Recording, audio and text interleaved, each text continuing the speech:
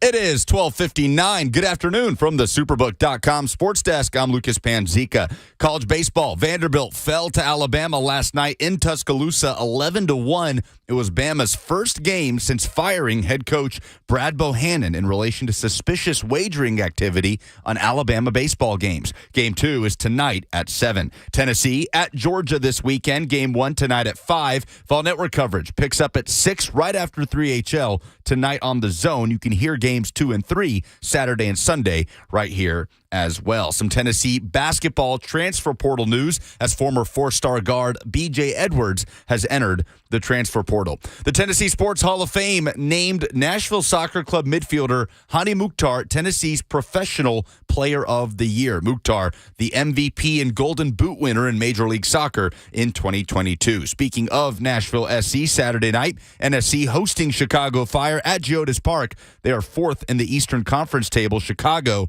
sits 11th. Kickoff is at 7:30. You can hear the action right here on The Zone, starting with pregame at 7 p.m. For all your foundation repair and waterproofing needs, visit USSTN.com. Breaking news at once on your home for the Titans and Vols. This is 104.5 The Zone.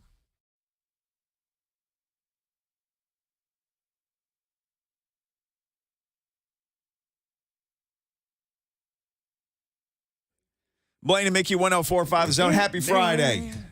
Everybody is here in Nashville today. Everybody. Oh, I know. Oh, my gosh, is everybody how many here. concerts are going on? I know Janet Jackson was last night, if you're nasty. Well, I bet that I am so was mad good. I didn't go to that. We should have gone. We should have taken our son, Lucas, and let him see what Janet Jackson was about. Oh, man. He could have been a part of Rhythm Nation. Yeah, we are Rhythm Nation. For sure. Yeah, what else is going on? We got... what other concert? You got Taylor Swift. Is Trevor Noah going to be here too? Yeah, he's at the Ryman. See? For 3 nights. You know, I know what's going on. You plugged in? Yeah, I got graduations from TSU. Who is speaking there? Oprah. Mm-hmm. Yeah. Belmont, MTSU graduations.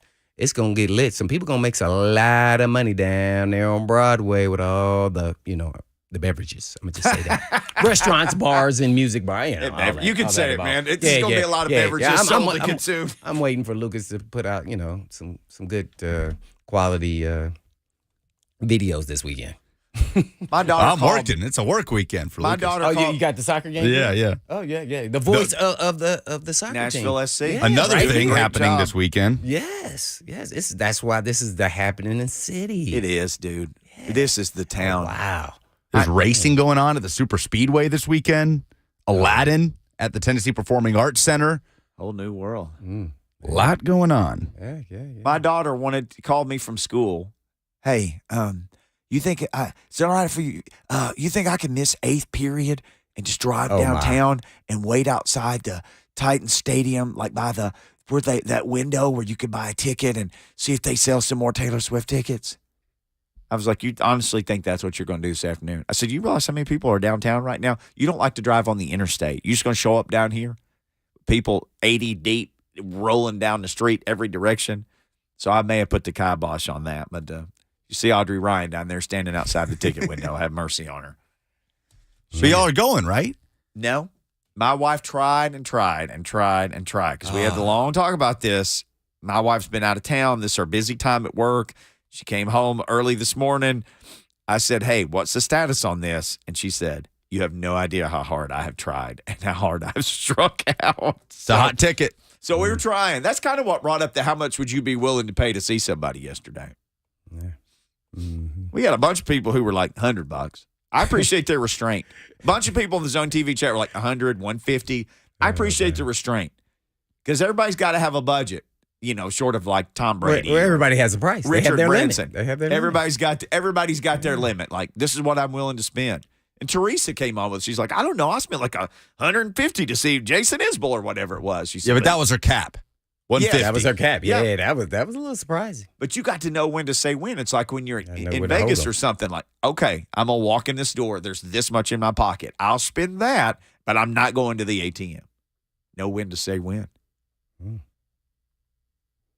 Speaking of Vegas, I don't know if you guys have seen this. No. I don't pay attention to Vegas because they get it wrong all the time. Well, Nah. Yeah, about 90% of the time they get it right. Win totals. Seeing these win totals for the AFC South? Lucas must have seen this. No, he's shaking his head. No, I believe him. Even if this is fake, I believe him. Well, I don't gamble, so I don't even look at this stuff. I'll just ask you. Jacksonville won it last year. Everybody's high on the Jacksonville Jaguars. Jacksonville this, that. Trevor Lawrence this, that. Because they beat us, right?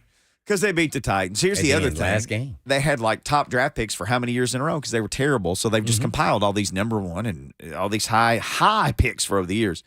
Over under for Jacksonville Jaguar wins. It's the most in the AFC South. What do you think?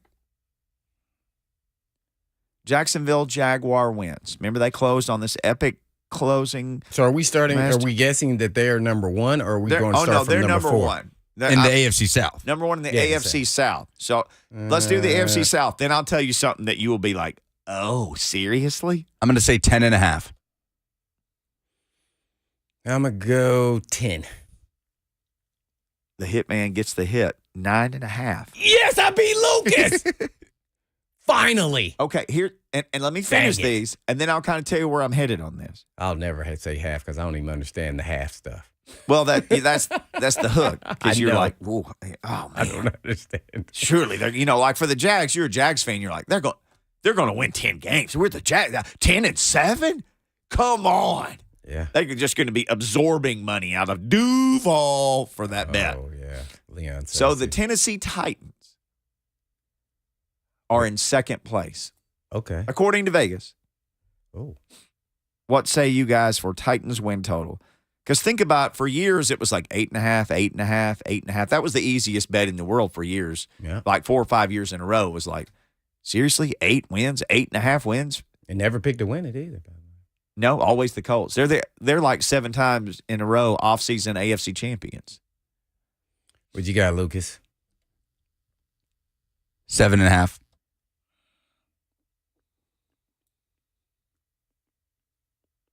My choices are either 9-8 or 8-9.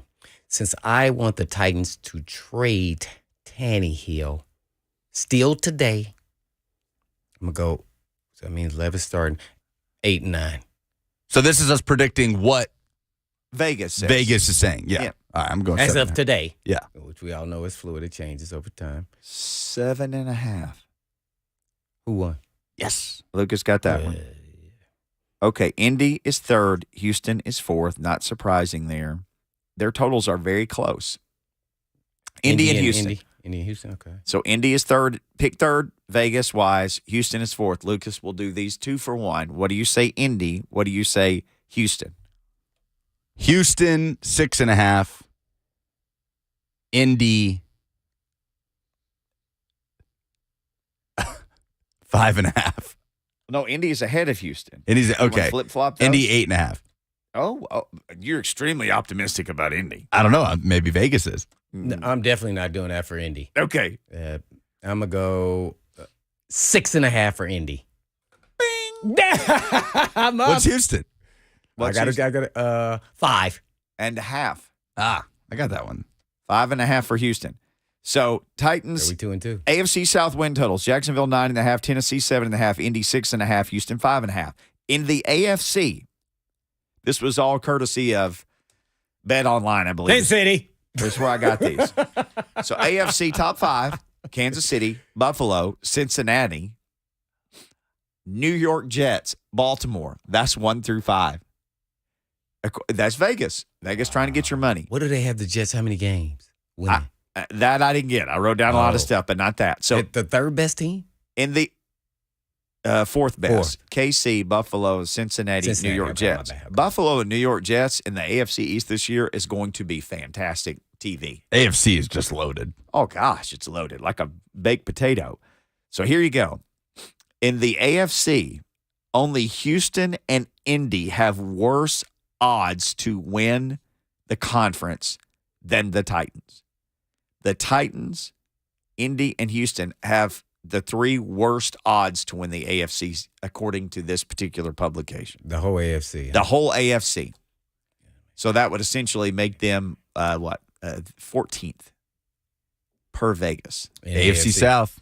So what do you think they have them overall? If they're 14th. So the only teams that had worse odds to win the American Football Conference were Indy and Houston than the Titans. That's in a division that's horrible. And then, what's the mock draft from the Athletic? It had them picking 5th, I think. I've seen multiple. Yes, it had them taking Dallas Turner, the Alabama edge rusher, 5th. That was Dane Brugler's 2024 mock draft. So nobody, 7.5. I was shocked that it was that much, and I honestly think that's Vegas going, here's what we think. They're not going to be good. But all the people who think Vrabel is the greatest coach in the world think, oh, Vrabel will get him over the hump on this. The Vrabel factor. Well, this will be a tough one. See, when I hear all of that now, it makes me think that's why you should turn over to Levis. Like why not? And all the people, we need to wait. This is not 1995 when I played, when Steve McNair played. This is not that. Everybody is starting their quarterbacks. Either they're managing them into the lineup or they're coming out starting them in the lineup. It's just a different era, different time, different development. Now, every situation is different. If you have a veteran quarterback that you're trying to ease out and then, ease the youngster in, okay. But I just don't see it that way. I feel like we need to put him out there. I'm sorry. And actually, now that we've gotten to this point and they've done what they've done, whether I agree with it or not, I think by week 1, at worst week 4, he should be starting. Seriously. If you're only going to win 1 or 2 more games and still not make the playoffs with Tannehill at quarterback, why not put Levis out there and start his development and go through your lumps this year? Everybody's going to want to see him. You know why? Because every time Tannehill throws an interception, boo! As much as they hate Levis, they're going to say, let's see him. They may even say Malik Willis, by the way. He may get some more cheer. They may want to see him. I'm telling you, there's a built-in quarterback controversy just because how high they took him in his back-to-back years, whether it was different GMs or not. It's going to happen. You can't stop the momentum. It just won't. As soon as it happens. And to me, this is the time to do it. You know why? Because you still have the king, Lucas. You still have the king in the backfield. So guess what? Everybody wants to compare him to Big Ben Roethlisberger. Go look up Big Ben's first 2 years of stats. They wasn't too hot because they relied on Bettis to run the football. See? So if you're going to do it, this is the time. Yeah, because you got that to hang your hat on. You got the tight ends. You got the offensive line. So you're going to be probably the same team, maybe different passing scheme, but you're still going to try to be 50-50. It's just that's their goal, and that's what they're going to try to get to. So you got a big-time back. Let's ride with the youngster. That's kind of how I'm thinking. And I didn't used to think that way. Mm-hmm. You got to earn it and all that. Nobody's earning anything right now. You got to live through the lumps, and hopefully he gets by week 5 or 6 now. He's gotten the kinks out and understand and got used to the speed of the game and where he's supposed to read, made the correction. Boom, now all of a sudden he takes off. Not you're waiting until next year to do all that. Let's do that. Why? For what? You made your decisions, then you already told him. Because to me, but based off how Tannehill was talking there, I just, and then finding out reports of that the Falcons in Arizona were part of trade and they still want to trade for Tannehill. Report from yesterday, yeah. Yeah, I think he's going to be gone one way or other. And guess what? I want to get some value out of him. Even if I don't like the value. 5th round pick, I'll take it. At this point, 4th round. Now, I may wait till preseason up to see where Levis is at because if he's horrible, I can't do that. Yeah. But I'm betting since he came from a pro-style offense, he'll be ahead of Malik and be more a fit for this offense than anything else. Dude's a great athlete, got a big arm, so we'll see where he's at. Yeah, I would have said Patton wouldn't have gave up anything and took Hooker in the 2nd or 3rd round and not had to move back and then and got me a receiver in the 3rd round. But that's why I'm not the GM. I'm sitting here talking to you guys. I went back and looked at the draft last year at who they took and who they could have taken instead of Malik and Haskins. That's a running back when you have the king, and that's a quarterback when you have Tannehill well under contract. When you could get some, you had Logan Woodside. He kept What's the around here. biggest names in those rounds? The guy who, You got a receiver? yeah, the guy who was taken. Man, who's cooking in here, man? It's not good in here. It smelled like food in here yesterday, which kind of freaked me out. I'm hungry. Let me find this. The guy who was taken, the pick after Haskins, Lucas to tease it. I'll tease it. Was a receiver who really could have helped the team. I know it's a different GM, but oh my gosh. We'll get into this and more. It's Friday. We're talking about all of it. You want to join the discussion? 615-737-1045. It's all coming up next. Hi, John Robinson.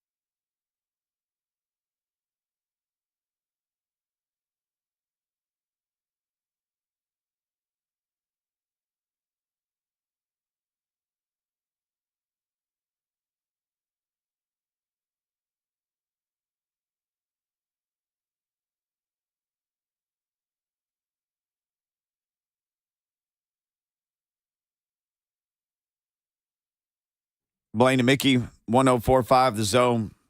We got a DJ up in here?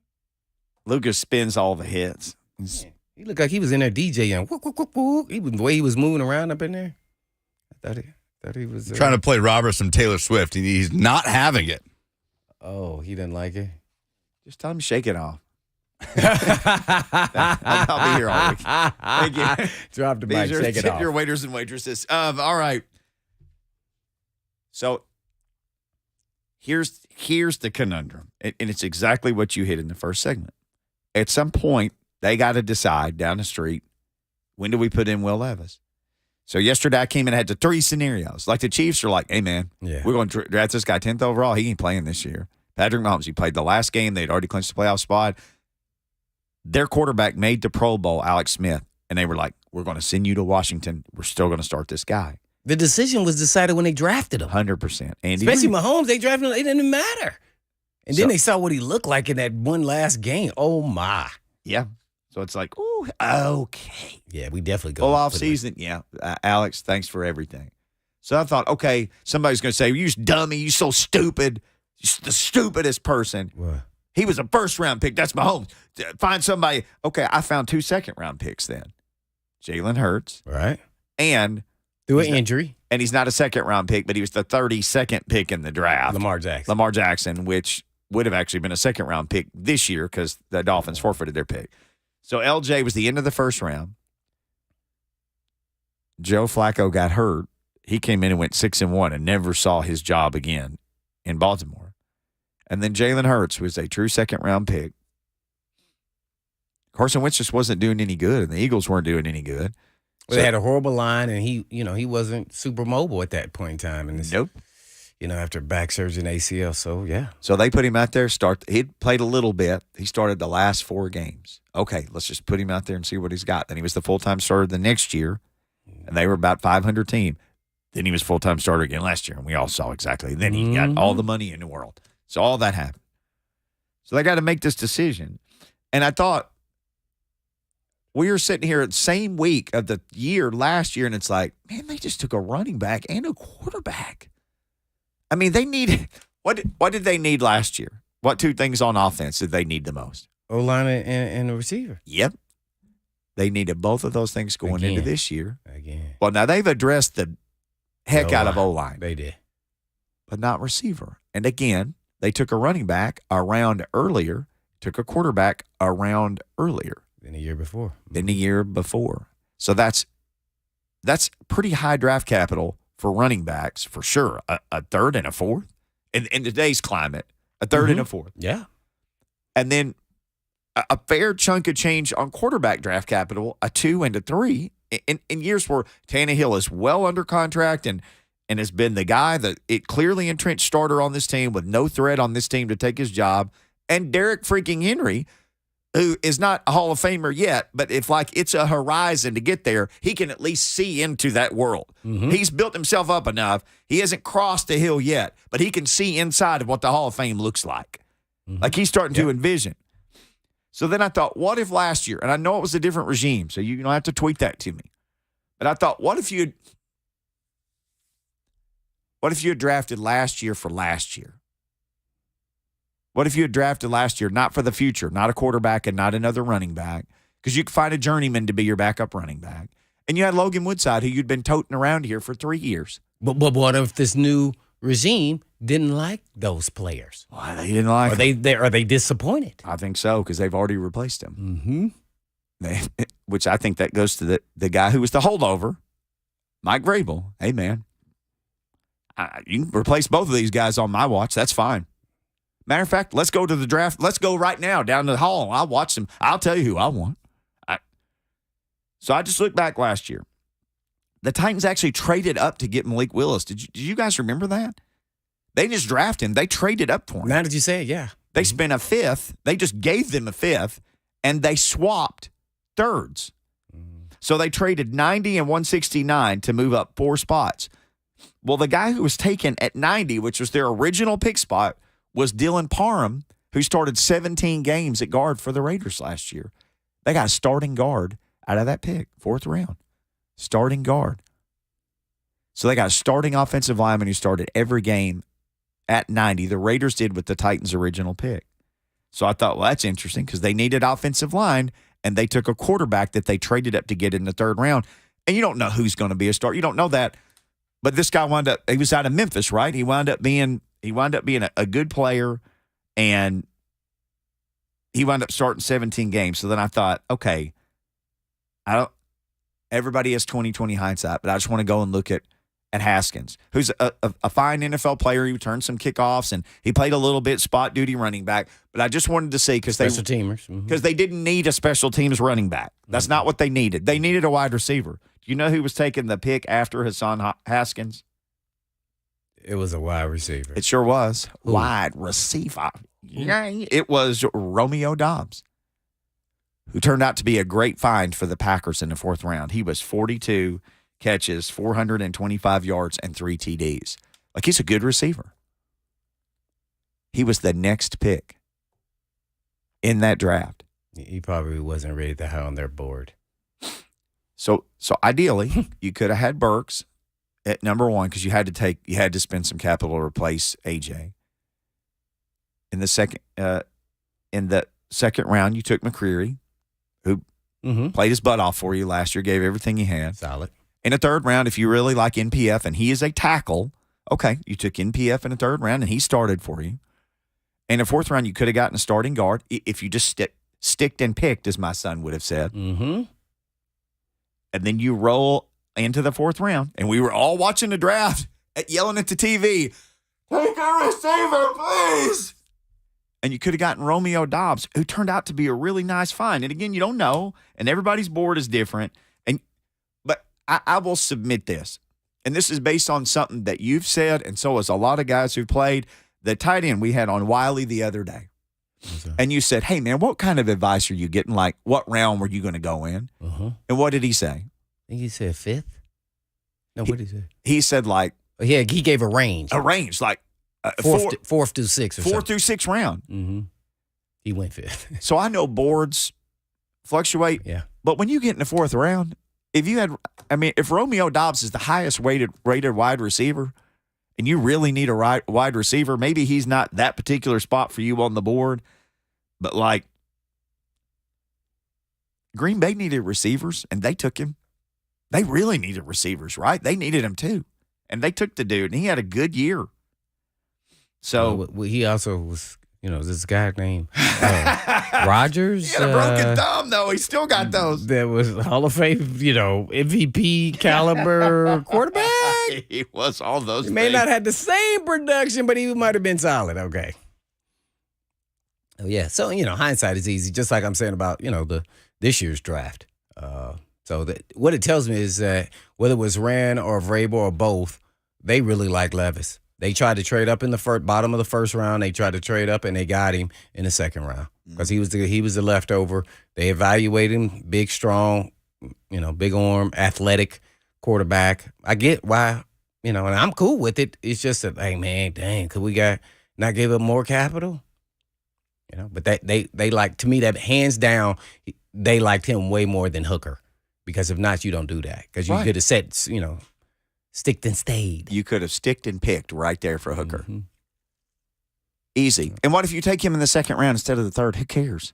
Now you could say, well, we don't know if he was going to be there. Well, if you look at all the needs of the other teams, I think you could have got him in the second round. But hey, maybe they wanted to play now. See, that's what I'm saying. To me, at this point in time, where we're at, everything points to Levis is going to play this year, whether he starts the season or at some point in time he plays and becomes the starter this season. It's a built-in quarterback controversy. There's no way around. It's just there. It's going to happen. And Tannehill knows. He's been in this league what is it, year 12 or something? He been in this league a minute. He knows. He knows, regardless of what he does or not. So he's going to just say, man, I'm going to control what I control, and when I'm out there, I'm going to ball out. Now, they may get great performance out of him, but is that helping us when you're going to let him go? That's why I said I still believe there's a time frame here, even going through preseason, where they should still contemplate trading Tannehill if there's some, pursuers out there. Just being honest. And some people may not like it, but, hey, that's Then you open up the window, and the sooner you do it, the better. Why? The money. So just you've been educating me on the salary cap, and after June 1st, they can make some moves and open up a big cap space there. And then guess who that could be? Could be your wide receiver. Now, they may have to give up something they don't, but they got space to not only just in knowing them, they probably wouldn't go after a big name, but they can get a receiver in other positions too as well, and maybe some depth pieces.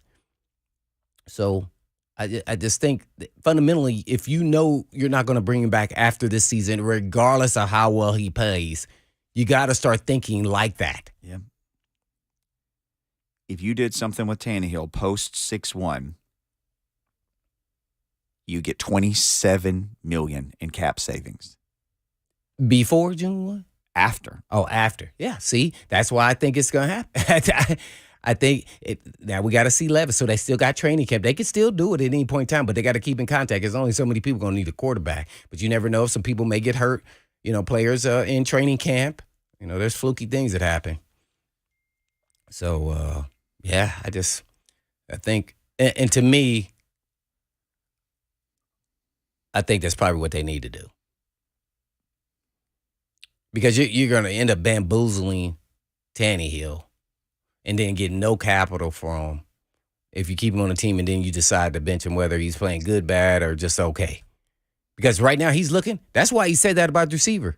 Yeah, I thought we probably would. But, he tried to be nice and say, yeah, but we got some good players. But at the same time, y'all bamboozling me. We need another weapon. Y'all know it and I know it. And the whole state knows it. Yeah. And I don't know about Vrabel, but I don't know what he was talking about. But there's going to be, he act like on Monday there's just going to be a rash of players being released, and only 5 or 6 people got released. This past Monday, yeah. And I was like, oh, okay, well, let's wait. Okay, cool. I'm getting excited. Well, what does he know? So maybe he misspoken that maybe he was talking about all the way up to training camp or after training camp. But the way he said it made it seem as though Monday is going to be a rush of players. Now, there's going to be, after training camp, there's going to be some veterans out there. But, you really it's hard to trade for receivers and without going through training camp. I'm going to just tell you how it really is. It's hard to get the timing, the plays, and everything else to be a productive player in the NFL if you're trading for receivers. It's tough unless they're there for training camp. It's tough. I mean, so you're the person. I'd love to see the history on guys traded during the season, wide receivers, and how many of them had a lot of success during the season, traded during the season. It's hard. Yeah, it's rhythm, timing, playbook. So unless you get a guy that's, knows your playbook that you've worked with before, now that also helps. And that would help out a lot. So I don't know. I don't know. Where's Tajay Sharp? Honestly, I don't know if he's anywhere He may not be anywhere. I know he's well-traveled. That just made me think about somebody who knows the playbook, and he's the first guy that came to mind because he was kind of in and out on different teams last year. He's a free agent currently. Yeah, and he's not like a high-level player, but he's kind of a productive player. You know what you're getting, and you're not spending a lot for him. Now, some people, oh, well, he's not fast. Well, he can catch passes. He can catch a curl, dig, and he knows the offense.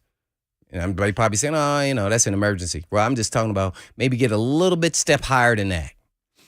You know who actually knows him is Rand Carthon because he was on the San Francisco practice squad last year.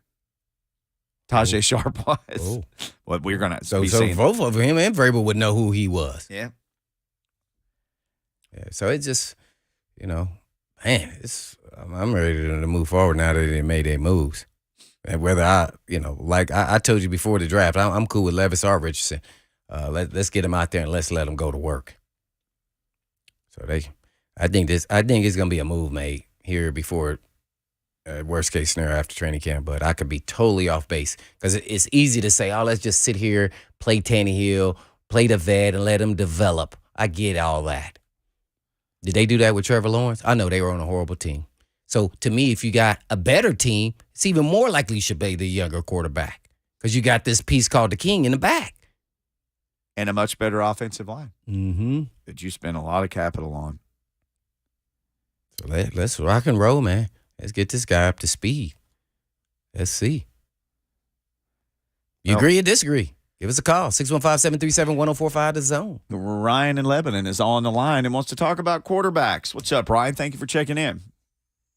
Hey, guys. Love the show. Thank you. Appreciate you. So I have a scenario.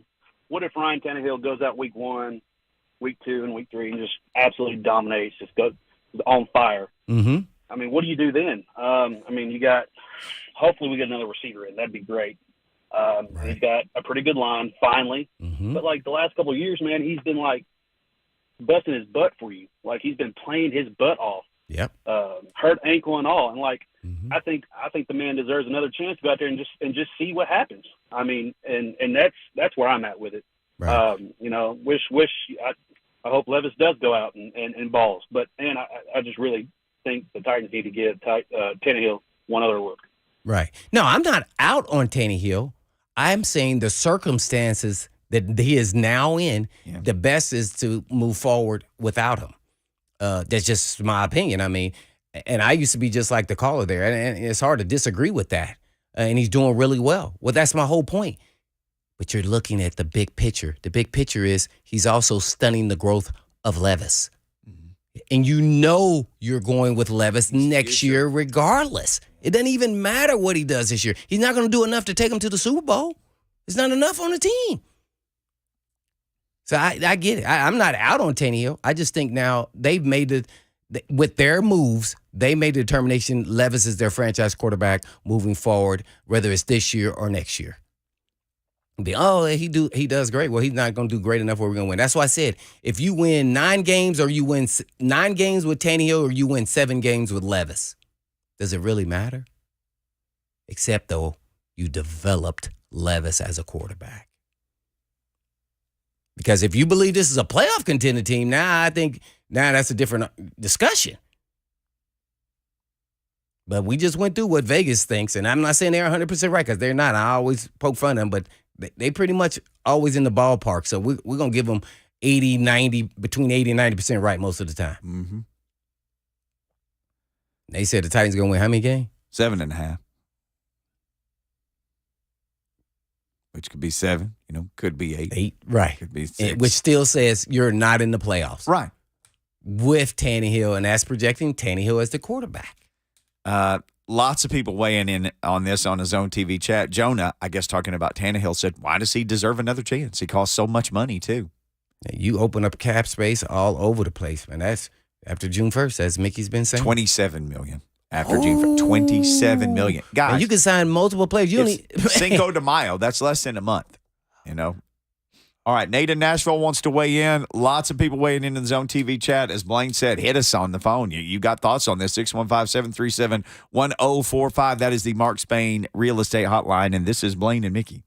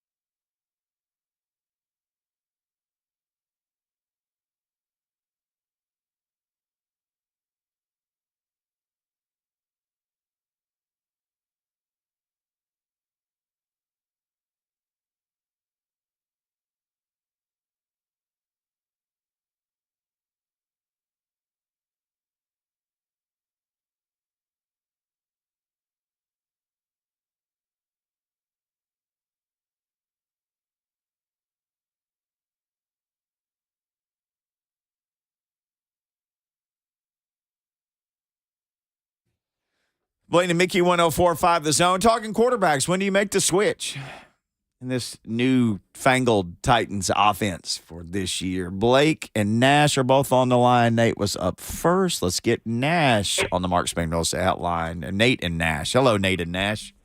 Hey, how you going, guys? How y'all doing today on a Friday? Oh, man. Pumped up, man. Cinco de Mayo. Yeah, we hear music and everything. Cinco de Taylor. Hey, man, I had to call in. You know, I got all the respect in the world for you here, man. But, man, I don't know what you talking about today. What you talking about here, man? It sounded like you done started your Cinco de Mayo off early. Talking about going with a rookie and talking about what Vegas say. And no, come on. You like we in rebuild mode now? Is that Yep, what and that's what I've been saying the whole time. I think you're in rebuild mode. They're in that purgatory area where you're trying to rebuild at the same time, still trying to be a competitive playoff contending team. I just think that's hard to do. But here, man, as a player, how you think Kevin Byard and Jeffrey Simmons feel about that rebuild? Same way I felt when we won like 5 games my last year. Same way. Same way. Trust me, they'll never say it. They want to be traded. They do. They'll never say that. They don't want to be on a losing team. That's what it was. It's time. That's the whole point. They can't do it by themselves. They don't have enough people around them. Neither does Tannehill. See, that's the question. And sometimes you got to know when to fold them. Just like when you're gambling, you got to know to turn the page. It's time. I mean, I've been consistent with that the whole time. And based off of their moves, they are actually doing it to a certain extent. So it's just and it's hard to grasp as a fan. I'm right there with the caller. I was definitely there, but there's a business side to sports, and they can't come out and say it, but they're in the middle of all of that. You lose Tannehill, Byard, who are all still good players, as well as the King after this season, and you get nothing for them, and they're still going to play well. Rest assured of it. Because they know they are going to get cut or traded after this season. Is it, or their contracts are up? So they're going to play well. Don't mistaken. That don't mean Tannehill plays well and you still don't bench him because he has one bad day. So the end is here. If I was Arthur Smith, I would be in Arthur Blank's office right now. That's the most winnable division in football. They've added a lot to Falcons, a lot. You see what they've done? Ooh. A lot. If I'm Arthur Smith, I'm like, hey, man, you see me almost make Super Bowl calling plays with Tannehill as a quarterback? Yeah. Make the trade, Art. Yeah, it's a tough call. I get it because I'm still a fan as well, and I want him to do well, and Tannehill's definitely the best option. But you got to look at the big picture. Let's look at the picture with Blake, who's calling all the way from Florida. Blake, where are you checking in from Florida, man? Blake ripping me too on quarterback. I'm right here in Bartow right now. Appreciate you guys letting me jump on. I just want to kind of bounce off what Blaine was just saying there. You know, you got to gamble and know when to fold them, but I kind of want to be a little selfish and know this offensive line's good before we go and get Will Levis folded. That's a good one.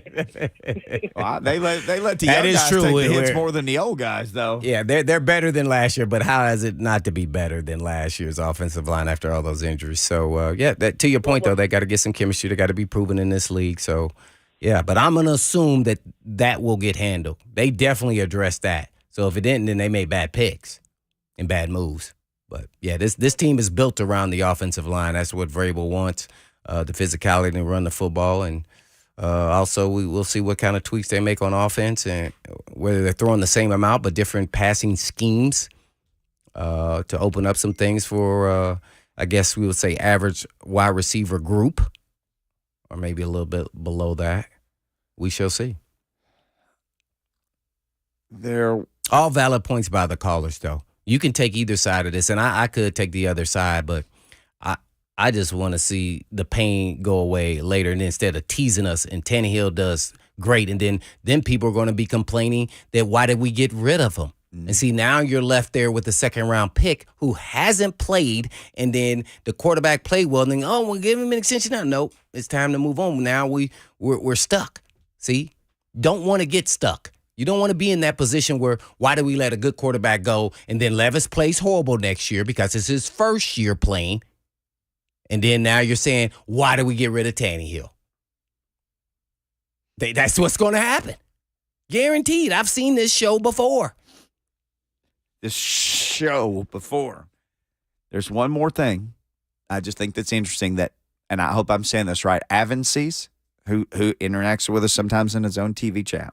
Avances in his own TV chat said, you have to find out what Levis is as a quarterback. Here's the silver lining, even if he's bad. And guess what? If the Titans stink this coming season and you're bad enough, you could get Marvin Harrison Jr. See, there you go. And Levis could still develop while playing. Right. You know what you got. Now, here's what, we had a couple people on here, and I wanted to address that too. Wonder if Levis is horrible. Guess what? If he is horrible where you say, oh, man, this guy he doesn't have the tools. We bleeped up. Yeah, we messed up. We messed up that pick. Yeah, you can go get another quarterback. You're going to get one anyway. It's something, whether it was a debt piece guy or not, because Tannehill wasn't going to come back. Right. You didn't want him back. That's what you just said the last 2 years. 3rd round quarterback, 2nd round quarterback. We're trying to replace the quarterback. Yeah. And they're not better. I mean, he has too much experience. Let's get that right. So you want to go through your lumps now, especially while you got that King back there. Because he can cover some flaws. And let's rest assured that he's still got enough left in that tank. It's a little bit of audio that has leaked from the Colts draft room. And I want to play it for everybody when we start the second hour of the program and BuckReising is going to join us. But I think you are going to be lit when you hear this. Oh, I can't wait. You're going to get heated. Uh-oh. Because of something that happened here that didn't happen there. Lucas has got the audio. It's about 10 seconds. We're going to play it when we start the second hour of the program. Oh, man, y'all trying to get me lit get over the weekend. Ice you down. I'm about to Cinco de Mayo you.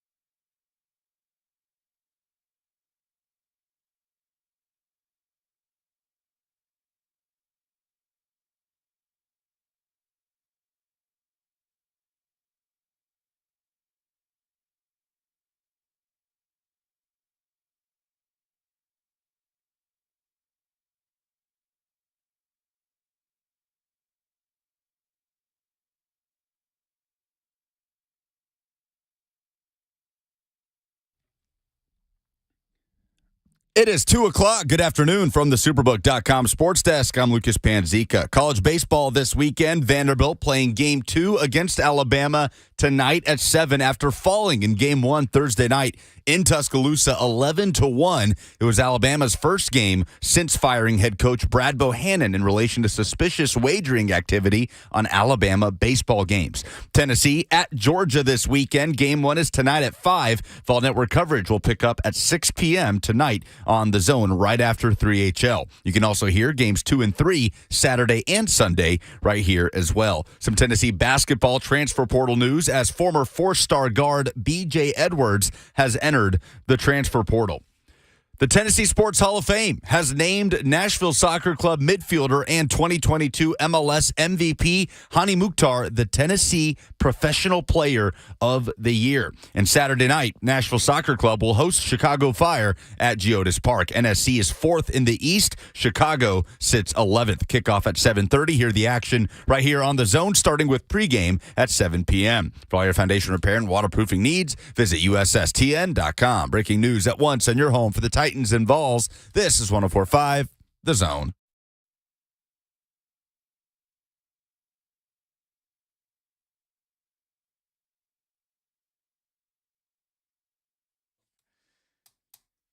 Go ahead and hit the breaking news sounder, Lucas. Is there a sad sound at the end of it? Lucas looked at me like I am crazy, like I'd started Cinco de Mayo already. The voice of Nashville SC just got bamboozled. Titans, Vols, or sports news? Sports news. Breaking sports news on 104.5 The Zone. This account, this guy that finds all the stuff and puts it out, it's never original, but he gets it from other people. This Dove Kleiman, D-O-V Kleiman. I don't know what you're talking about. Not a real person. Is he real? It's an account that people think may or may not be a real person. Whoa. Maybe it may or may not be a real person. He aggregates real news from other people. Yes. Okay, but he's a real person. Oh, gosh, yes. He's a Okay, real well, you said you... No, I don't think he's a real reporter. He said a real person. His profile picture, yeah, there's probably a real person operating it, but his profile picture is like a cartoon face. And he's not like Adam Schefter, but he finds the things that Adam Schefter says and puts it out. Nobody has ever seen or met Dove Kleiman, so I think it's just a Twitter account that aggregates other people's But you're not discrediting the information he puts out because it belongs to other people. Because he's taking other people's info. So Adam Schefter, we know Mickey does not follow Adam Schefter because Adam's mad that Mickey's taller than him. But it's not even that. He said the Music City Miracle was a forward pass, but Adam Schefter reported this too as well. Okay, then if Schefter said it. Well, I don't know I'm asking you. Oh, I don't know. I don't even know what this news is. I will find where the report came from, but this is Dove Kleiman. Update. Jets wide receiver Corey Davis will remain on the team this year. This despite much speculation this offseason he will be released or traded. Robert Saleh says he will be with the team. I ain't believing that for one iota. Dove Kleiman said it. Yeah, and then he put Robert Saleh said it. There's a lot of New York reporters for the Jets. Somebody else had to. All right, I'll find who said it. So Connor Hughes is an NFL reporter for SNY TV in New York. He covers the Jets and the Giants. Pro Football Talk all reported that Robert Saleh. It's not a report. Robert Saleh said Corey Davis will remain a Jet. And Zach Rosenblatt, if you guys remember him, he was a Giants reporter. We had him on a couple of times. He's a Jets reporter now. Robert Saleh on Corey Davis' role.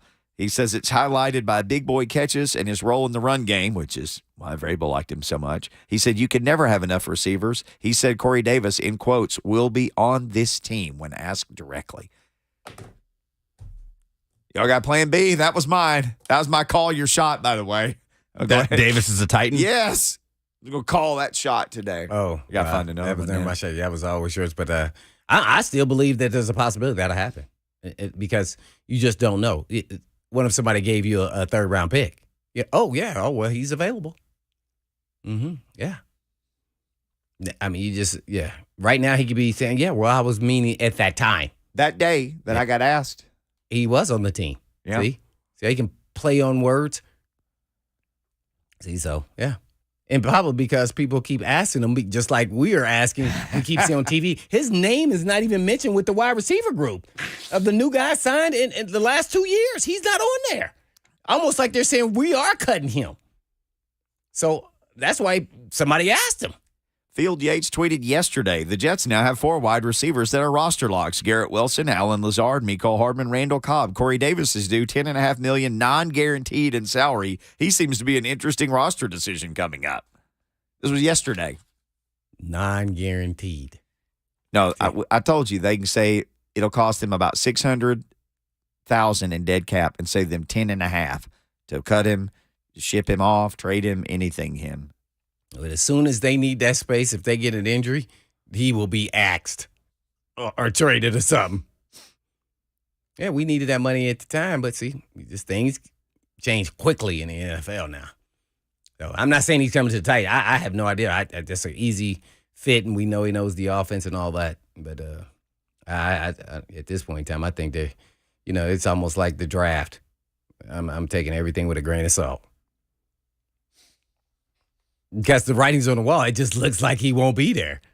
It's for him to have to answer it, then makes it even more so to me than what he said. In this guy could be cut because of his salary list that came out, 2 months ago, 7 weeks, whatever it was, when you could start into the league year, March, when you could start releasing guys based on salary, and the Titans made the move with Lawan, although they said it was failed physical, Bud Dupree, all that. Corey Davis was on every one of those lists. I don't know how you justified the fourth receiver making $10 million or whatever he's making. How do you justify you to go to ownership? Or are you saying, this is the year we're going forward and we need depth, and as long as he's healthy and we limit his playing time, he will produce. I'm trying to figure out how I would answer if I'm a head coach sitting here with a $10 million guy who's a good player, but he's in and out of the lineup due to health, and we had some quarterback issues. Now we got the quarterback fixed. I mean, can we go without him when we sign all these other players and draft these players? Especially when they sign Randall Cobb. I was like, and he definitely not Corey Davis. All right, now this has got the pump prime because this is already something that we've been discussing, and so that's not going to happen. But are you ready for the thing that's going to get you now? Oh, yeah, that wasn't it. Oh, no. I still believe that what you're saying about Corey Davis will still happen. You are saying that he will get released. I've been saying forever I think he will be a Titan. Yeah, you have. So, at least for today, though, my plan looks to be foiled. But here's the other thing. This is the surprise bamboozle. So Titans got Will Levis, right? They got Will Levis in the second round, and by all accounts, tried to trade up at the end of the first even to get him. Yeah. But who do you think they really wanted and where? Oh, C.J. Stroud. They tried to trade up to the third pick and get him. Okay, but then what happened? Who was talking? They got bamboozled. Okay. By the Texans, Colts, or however you want to look at it. Arizona. And by talking about what they wanted to do, right? Right, yep, 2 hours before. Who deleted their tweet after Diana Rossini. But who didn't talk? A, the Texans, and B, the Colts. Well, they talked afterwards with their emotions on their social media. But the Colts are doing whatever following them around. They're doing their own hard knocks, but they're being followed already. Mm-hmm. Did you see this? Chris Ballard? Oh, he said he told people not to say anything about no quarterback. Yeah, listen to this. This is what the Colts were doing when everybody thought they didn't like this guy or didn't want this guy or did want this guy. This is quick. It's Chris Ballard via NFL Films. All right. So look, we don't talk about these quarterbacks outside this room. I don't want any discussion about these quarterbacks. Not with your buddies, not with your friends. I don't. Not with you. Like my wife, she don't. Turn that camera on. Yep. He says she don't know poop. Yeah. Mm-hmm. Something that rhymes with hit. Mm-hmm. The hit man. Oh, I saw that. I know. That's why you keep. Yeah, because he knew what he was going to do. They didn't leak, and we leaked. Dribble. Because the Colts knew all along what they were going to do. The Texans realized the day of, wait a second, what? That's exactly how they was acting, just like how you acting right now. Wait, what? Diana Rossini is in Nashville for them to take a guard? I don't think so. Oh, man. And here is Ballard saying, shut your mouth. Mm-hmm. Like I yelled in Houston. He might as well said, if one of y'all open y'all freaking mouth, y'all will no longer be employed by the Indianapolis Colts. That dude said, all right, here's what I'm going to do. He got his paper. He goes, how many people are in this room? I'm going to write all y'all's name down. This is all the living people who know what we're going to do. Living people. Everybody alive. Was that a platform that you could, just the people not going to be living anymore? Everybody living and walking this earth who knows what I want to do is in this room. I'm going to write y'all's name down. And guess what? If it gets out, all of you are gone. No. Guess what he's going to say? I'm going to cross all y'all names off. Hey, man. This is about to be like code of honor type stuff. He wasn't playing. And he probably got to that because some of it is his own owner was pulling the rug from him, these last couple quarterbacks they had. Well, that's the one guy you can't, sit down and go, hey, shut your mouth. Nah, He'd be like, hey, please. Remember, he please put out that crazy tweet. We should draft Will Levis, too. Should we draft Will Levis, move up, right down, around. What are you talking about, bro? Yeah, that was almost as bad as, Magic Johnson telling us something on his Twitter handle that we all know. Oh, good game, LeBron.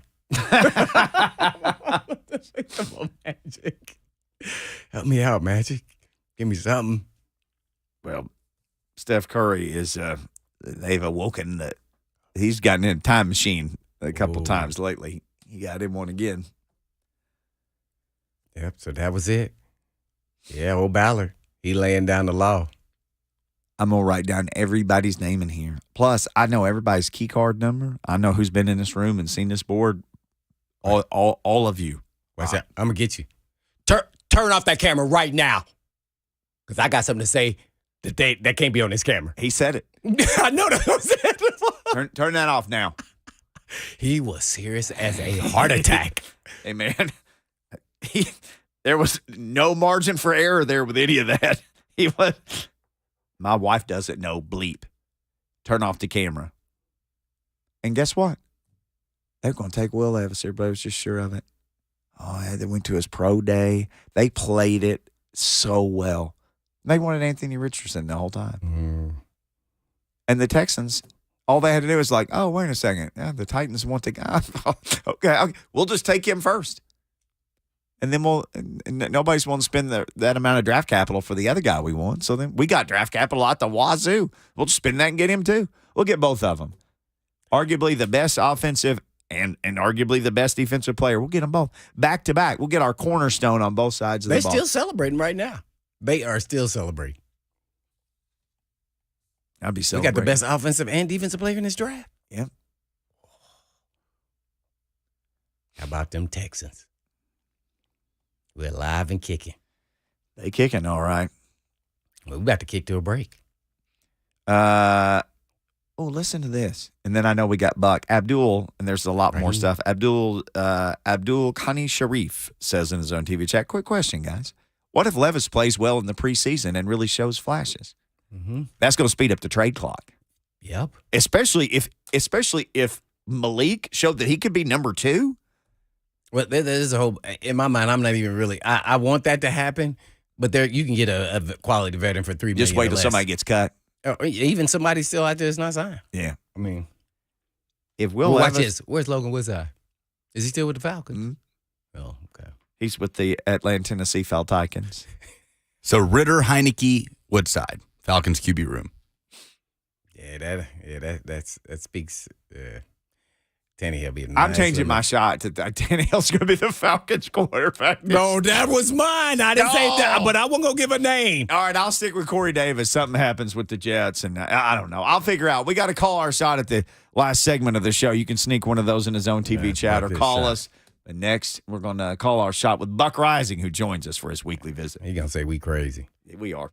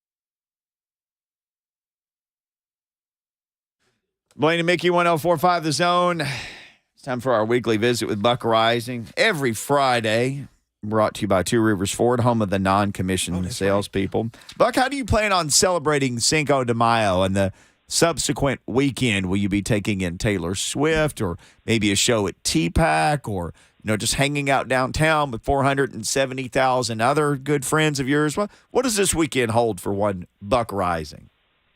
It's a great question. I haven't nailed anything down specifically. There are Cinco de Mayo activities that have been presented to me for later this evening, but I'm keeping everything on the table at this point. I'm not hard committing to anything right now. As a guy who'll be doing hardcore dad stuff out in the suburbs this whole weekend, I would just tell you, go out and live for the rest of us, Buck. Do it all. Whatever you get invited to do, just go do it, okay? And then tell us about it later. I will be well, for the sake of our employer, I'll probably keep that on the low. But I will say that there will be something that involves copious amounts of tequila tonight. It's just a matter of what that specifically is, Mick. Fair enough. What's your preference on tequila? Do you have any? I love some Clase Azul, Blaine, which I'm certain that you have had throughout the course of your lifetime at some point. It is delightful. It is my favorite, and it will be drank by the gallon this evening. Yeah, no doubt. And you go Cinco de Mayo plans. Look for BuckReising at a watering hole near you this evening. Titans fans are ready to hit their local bar. Some of us, we had Corey Davis impending, cut circled on the calendar, and you just bring him right back in. But Robert Saleh, I guess, spoke to the Jets media today and said no dice. So Buck, do you think he is 100% holding on to him, or is that his way of saying, or at least not today until I get a trade offer on the phone that I like? I don't think anybody's going to trade for Corey Davis at this point. They may be holding out hope because it's certainly crowded in their wide receiver room right now. And Corey Davis, for that salary, is not what they, I'm certain, have expected from him when they signed him in free agency. But I don't assume that if he was to be released or traded, theoretically, guys, I don't think there's any burning desire to have him back here. I know it's, he'd like to come back. He's got a house here. He doesn't want to, it'd be easy for him to do. This is a place that he knows, he's familiar with. He spent formative years here. It's a lot, easier to fly under the radar if you're Corey Davis in Tennessee than in New York. But I don't necessarily think that they have any great interest in pursuing Corey Davis as an option. I really, I know Mike said at his press conference either Friday or Saturday when we were peppering him about wide receivers, and it was one of the two because we did it both nights. He said that waiver wire would be an option. I haven't seen a ton of waiver action at this point this week. So, whether that's Corey Davis or another option, it seems like the Titans' formative wide receiver situation is still ongoing, to hear them tell it. I think ongoing is a very fair way to say it. BuckReising joins us for his weekly visit here. He is at BuckReising on Twitter. You can follow him there. Well, what's still ongoing is a quarterback controversy already built in based off of just the moves you made to get a quarterback and drafting a quarterback the last 2 years. Whether you like them or not, one bad throw interception, boo birds are going to come out, and they're going to be hollering for the next guy. What are your thoughts when you hear that? Well, the one thing you can get Titans fans to agree on about their quarterback situation is none of them seem to like any of them. So that's basic. That's really the only consensus that I've been able to find about, locally about people's interest in the quarterbacks. Here's the thing, Tannehill, we'll see what Levis looks like in training camp. We'll have plenty of time to, see how that develops, where he's lacking, where he's, better than we expect him to be. There will be all manner of things that we learn about Will Levis come end of July, early August. There's a lot of time between now and then. The biggest question right now that I have is they're clearly comfortable putting Malik Willis in a situation where he's most likely to end up odd man out. Are they comfortable enough to the point in releasing him after only 1 year on the roster as a third-round pick. We had Nick Suss on the radio show today from the Tennessean. He wrote an article where he talked to Sean McAvoy, Malik's quarterback coach, and quarterback coach who works with a lot of different players at the college and pro level. And, the things that Malik has been working on, he's striving to improve. That should be the expectation for him and for Titans fans. And, it almost makes it seem like those areas that are concerning are still correctable, but there's no evidence that they have been corrected to this point. I think that Ryan Tannehill is the starter until something forces him out of there. And whether that's injury, Levis, or otherwise, remains to be seen. But it's certainly a convoluted situation. It's a good thing to have more options at that position than less, I suppose. And certainly another summer and off-season and training camp of experience for Malik will not be detrimental to him. But they've kind of put themselves in this position where if Malik takes a significant step, they have to figure out what they want to do behind Tannehill, because you have to have viable options behind your starting quarterback in an expanded regular season and playoff format the way that we have now.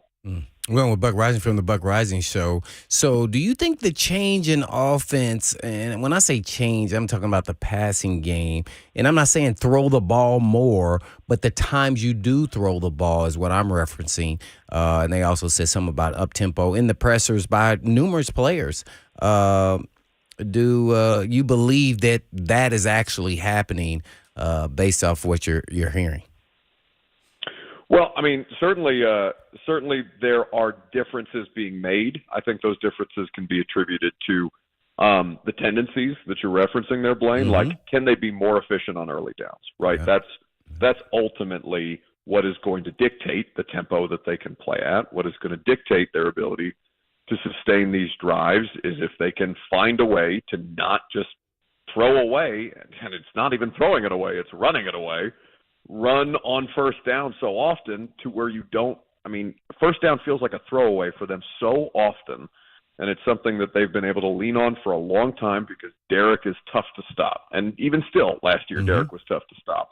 But it shouldn't be something that they just default to. That's what Tim Kelly is here to ultimately change. He's there to get a more efficient version of the collection of players that the Titans already had, in addition to what they've given him. Now, they've given him, by all the athletic testing scores, a very, very athletic group of offensive linemen. How they incorporate that into what they're trying to do, both in terms of their run game concepts and their screen game, where they can get guys in space and get them out on the move. I'm interested to see. That's obviously something that San Francisco did very, very well during Rand Carthon's time there. Continues to do well under Kyle Shanahan, but you don't necessarily have Kyle Shanahan. So I was glad to hear it. I'm sure that Titans fans were too, to hear Tannehill and Chig and Brewer in particular talk about new concepts, a refreshed way of looking at things, and a focus on that tempo. But certainly to get the most efficient version of the Titans offense has to start on their ability to make better decisions on early downs. Well, way too early. BuckReising, the GM, name the starting 5 offensive linemen and where they're going to be at. I like these BuckReising, the GM games, Blaine. I like that we play these on a regular basis. I do. I love it. Gus said something to us today about Skoronski's the left tackle because he's the best left tackle on the roster. Ooh. And I had to, for some reason, like, that seemed still foreign to me because I hadn't been thinking about it that way the entire time, because people keep telling me, no, he's a guard, until he's not. So I would think that they will come out, like, if they were to set a starting offensive line, Blaine, to answer your question, I think it would be Dillard, Skoronski, Brewer, Brunskill, and NPF. Like, I think that today, when they're running 11 on 11, whatever they want to run, nothing's in pads right now. Obviously, they're just out there getting conditioning in. That would be, to me, the starting offensive lineman. I think you try Dillard there until he shows you that he's not a tenable option at left tackle, because if you can find your left tackle for $10 million a year, that'd be swell. That'd be great. It would make you feel a lot better about that. If you have the option to put Skoronski out there, If Dillard doesn't prove to be a sustainable option, there's damn good evidence that he can play left tackle. Now, can he do it in the pros? Is that arm length going to be such a problem for him that it legitimately makes him a not viable solution out there? Maybe. But I'd rather see him try it and fail at it before I bumped him inside the guard, because I know he can play left tackle at in high-level college football.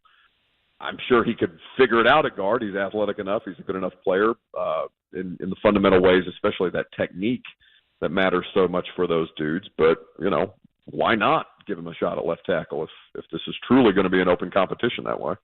There you have it. BuckReising from the BuckReising Show right here from 104.5 The Zone. So how do you handle Skoronski, Buck? You can put on the coaching hat for this one. How do you start him at guard and wait to see, like you said, if Dillard maybe he's not ready to handle tackle? How do you handle the whole figuring out what Skoronski is?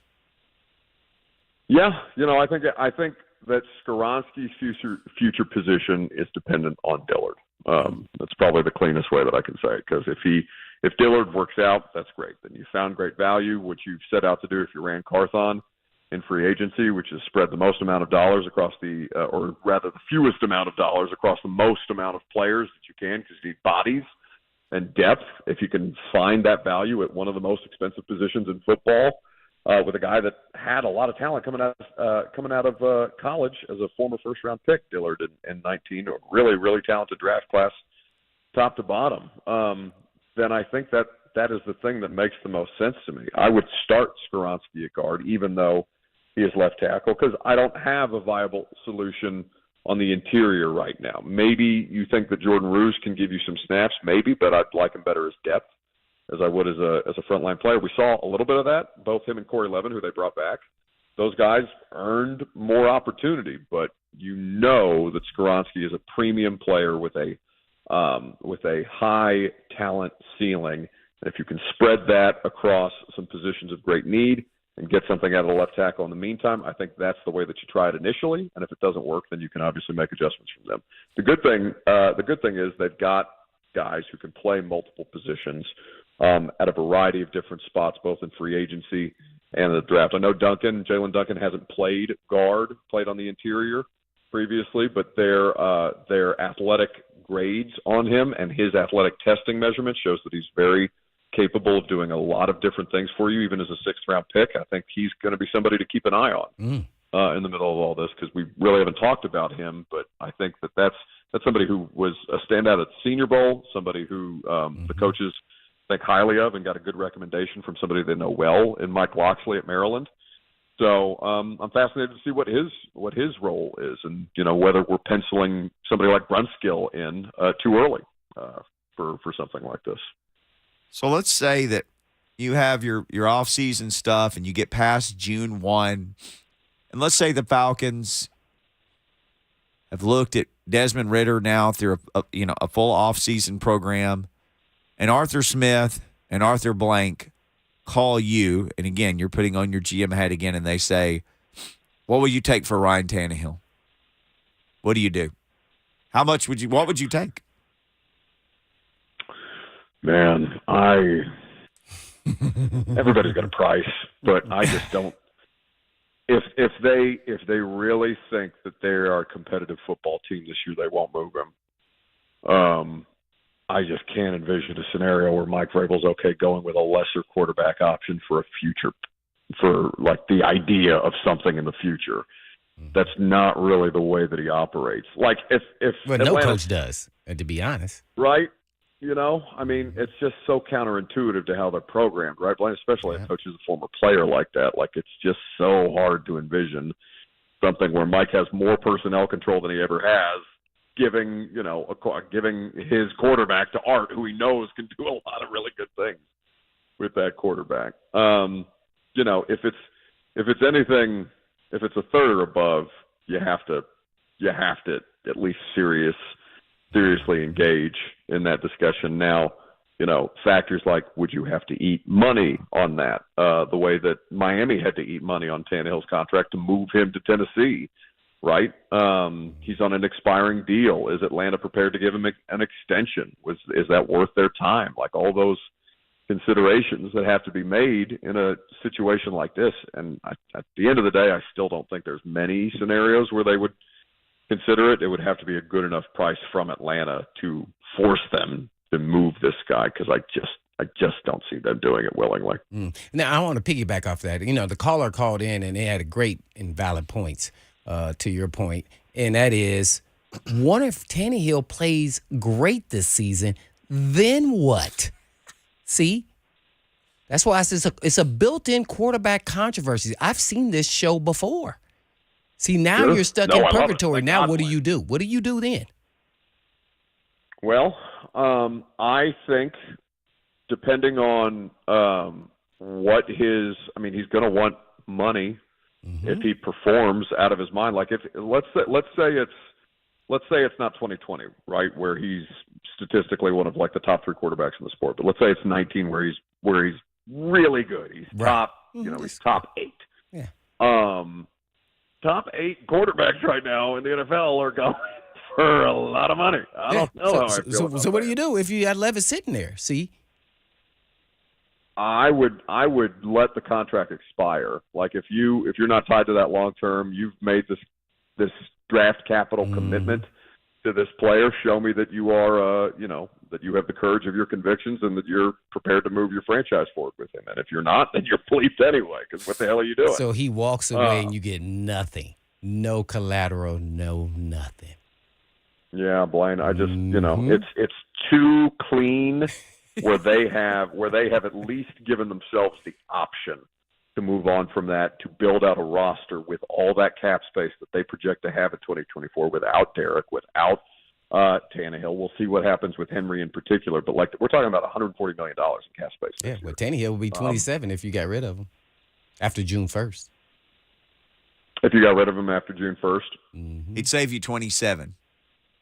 Yeah, after June but 1st. What do you? I mean, so what's worth acquiring right now? Like, is there something you have? I mean, wide receivers is the place that people would immediately go to. But I mean, has this team shown an urgency where the wide receiver position is concerned? You know the answer. Multiple positions. Yes. Anything but wide receiver. It's just so hard to imagine that. It's just, even to imagine them doing it, right? You can't even create a hypothetical scenario where they would dump Ryan Tannehill for a wide receiver contract this year, because, that's not what they do, as frustrating as that is for fans. But I think the cleanest resolution to the Tannehill situation is you let the contract expire, you reboot as cleanly as humanly possible at the quarterback position. You do what Miami and Philadelphia and Baltimore before they paid Lamar and all these different things. You try to build out the best possible roster to support that rookie quarterback through those deficiencies, and you try to Russell Wilson your way to a championship. You do the same with King Henry? Just let his deal go on and slide off into the sunset after this year too? Man, Derek, they've got the offensive line. Well, we'll see what happens with the offensive line. If the moves that they've made on the offensive line truly fix the issues that they have, I think Derek's sustainable. I think you can bring him back at a lower figure. Derek's not going to have it seems crazy for Titans fans, I think, to kind of imagine Derrick Henry not having a big market out there if he hit free agency. But, like, who is he more valuable to than the Tennessee Titans? I could totally envision a scenario where Derek's back and Ryan's not. BuckReising, our guest on Blaine and Mickey. Well, Buck, go into a little bit about, I guess they've hired a new assistant GM, and Ryan Crowden is no longer with the organization, or is that what we're just assuming? No. I know for a fact Cowden's not there anymore. Okay. That was something that I don't want to say. His contract was up then, inevitable. Maybe? Well, his contract situation was not renewed. It's similar to Blaine. I know we spent a lot of time talking about Haas, the former equipment manager, and the explanation given on that was it was just a contract that was not renewed. This is an explanation that's very convenient to be able to provide, but it seems in Cowden's situation, he's been seeking general manager opportunities. Obviously, that's not happening here in Tennessee, despite multiple chances that they've had to hire him, and even so far as letting him run the show on an interim basis. last year. I'd keep an eye on the Giants front office to see if Ryan Cowden might find a landing spot there. He's got a lot of connections with that organization at this point. I think that who they've reportedly hired, according to Albert Breer, the team hasn't made any front office transactions official yet, but Anthony Robinson is somebody who the Falcons speak very, very highly of. There's a really good profile that I think is worth reading on their website from a couple of years ago, where they were interviewing members of the Falcons organization when he was in a role of in the personnel role that he was with in Atlanta. It gives you a better understanding of who he is and what he brings to the table, overseeing personnel now, while Chad Brinker in a second assistant general manager role will be more focused on the analytical application to their scouting process. It's an interesting dynamic, and one that, the structure, whether you look at Cleveland, whether you look at what Rand's coming from in San Francisco, those kind of, I don't want to call it fractured front office structures, maybe delegatory front office structures are becoming more and more common, and certainly Anthony Robinson is somebody who's well regarded in the league. BuckReising, hey man, your weekend starts now. Thank you for the time, buddy. Enjoy your Cinco de Mayo. Not quite. I gotta shill some more tickets for the Install Live show coming up, so I'm gonna pester some more people with text before I shut it down for the weekend and dive into a bottle of tequila. Well, she'll hear before you go then.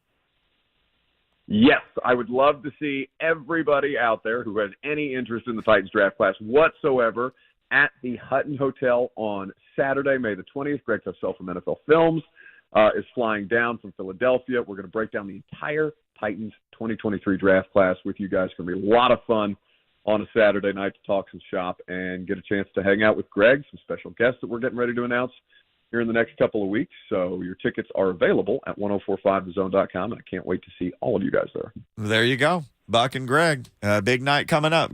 Thank you, buddy. We'll talk to you next week. See you, boys. Have a good weekend. BuckReising. When we come back, it's time to call your shot. 615-737-1045. Got a quarterback shot, a Tannehill shot, a Corey Davis, whatever you got, hit us with it. Next.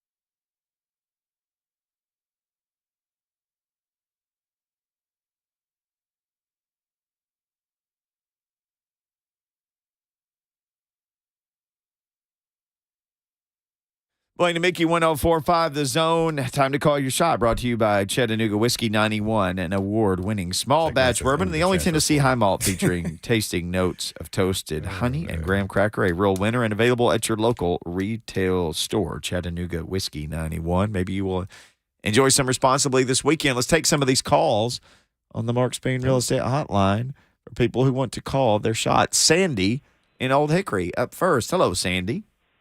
Hello, gentlemen. Happy Cinco de Mayo. Happy. Yeah, same to you. Yes, sir. I'm going to make a prediction. I'd love to hear you and Blaine discuss it when I hang up. Ooh, let's do it. After game 14, the Titans are 5-9. Tannehill would have played his last game, and your new quarterback Will starts the final three. I'd like for you two to discuss it. Thank you.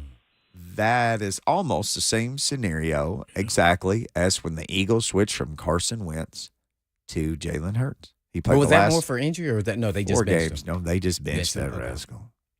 Yeah, I would probably assume that would be probably how it goes if I made a prediction. But my shot is I'm going out on a limb, and I like Tannehill and everything else.